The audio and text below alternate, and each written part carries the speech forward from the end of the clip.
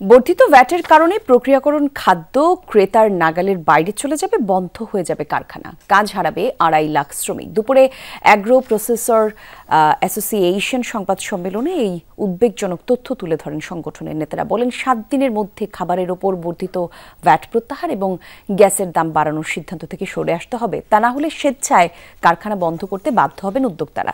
এর প্রতিবাদে সচিবালয়ের সামনে শান্তিপূর্ণ সমাবেশ করার ঘোষণা দেওয়া হয় সংবাদ সম্মেলনে। নেতারা বলেন কৃষি শিল্পকে জন্মের আগে মেরে ফেলা ঠিক হবে না, রফতানি বাজার আরও বড় হওয়ার সুযোগ আছে, এতে লাভবান হবেন কৃষকও।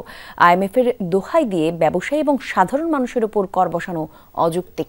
গরিব মানুষের কাছ থেকে টাকা নিয়ে সরকারি কর্মকর্তাদের মহার্ঘ ভাতা দেয়া অগ্রহণযোগ্য বলে মনে করেন অ্যাসোসিয়েশনের নেতারা। আমি ব্যর্থচিত্তে নীতি নির্ধারকদের অনুরোধ করব যে এই 15% সাপ্লিমেন্টারি ডিউটিটা আপনারা অবশ্যই অপসারণ করুন পুনর্বিবেচনা করার জন্য।